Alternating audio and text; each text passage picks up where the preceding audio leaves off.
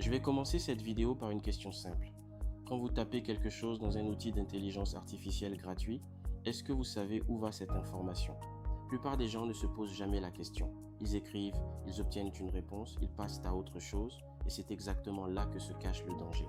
Parce que dans nos métiers, nous manipulons des informations qui ne nous appartiennent pas, des données sur des candidats, des dossiers de collaborateurs, des entretiens confidentiels, des situations personnelles, parfois très intimes. Nous en sommes les gardiens, et un gardien ne laisse pas traîner ce qu'on lui a confié. Alors posons la règle d'or de cette vidéo tout de suite. Vous ne mettez jamais d'informations personnelles identifiables dans un outil dit à grand public. Jamais. Qu'est-ce qu'une information personnelle identifiable? C'est tout ce qui permet de reconnaître quelqu'un. Un nom, un prénom, un numéro de téléphone, une adresse, le nom de son employeur. Parce que quand vous utilisez la version gratuite et publique d'un outil d'IA, vous ne maîtrisez pas ce que devient votre saisie. Elle peut être conservée pour entraîner les futurs systèmes. Vous êtes, sans le savoir, en train de faire sortir de votre organisation des informations dont vous êtes responsable. Et ce n'est pas seulement une question de prudence. En Côte d'Ivoire, c'est une obligation légale.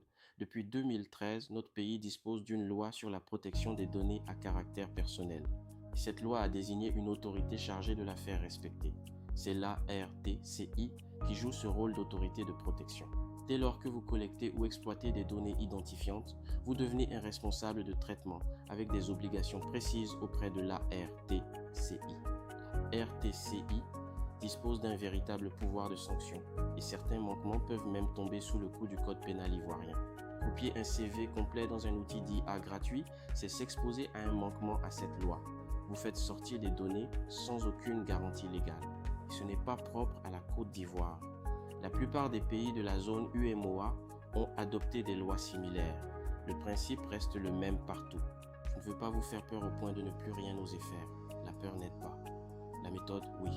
Voyons comment travailler intelligemment. La première chose à comprendre, c'est que toutes les données ne se valent pas. Il y a plusieurs niveaux de sensibilité et chacun appelle une précaution différente. Au niveau le plus bas, les informations neutres, un intitulé de poste, un modèle vierge. Tout ça, vous pouvez le confier à l'IA sans aucun problème.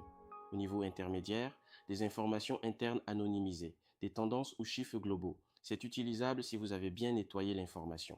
Au niveau élevé, les données personnelles comme des CV ou historiques. Ces données ne vont jamais dans un outil grand public sans garantie contractuelle. Et tout en haut, les données les plus sensibles, santé, vie privée, conviction. Elles demandent une prudence absolue. Dans le doute, ne les mettez nulle part. Alors comment fait-on concrètement? La réponse tient en un mot, l'anonymisation. C'est retirer tout ce qui permet d'identifier une personne. Prenons un exemple. Au lieu de dire Aminata Koné explique qu'elle se sent dévalorisée, transformez la phrase avant de la donner à l'IA. La candidate A explique qu'elle se sent dévalorisée. L'IA analyse le contenu sans savoir de qui il s'agit et vous réintégrez le vrai nom à la fin. Attention au piège. L'accumulation de détails peut identifier quelqu'un. Si dire le seul DF d'une banque ayant étudié au Canada suffit à le reconnaître, floutez davantage. Il existe des solutions professionnelles avec des contrats garantissant que vos données restent confidentielles et ne servent pas à entraîner les modèles. Pour aujourd'hui, retenez l'essentiel. Vous êtes le gardien d'informations qui ne vous appartiennent pas et la loi vous tient pour responsable de leur protection. Ne confiez rien au grand public. Anonymisez, nettoyez et travaillez sereinement.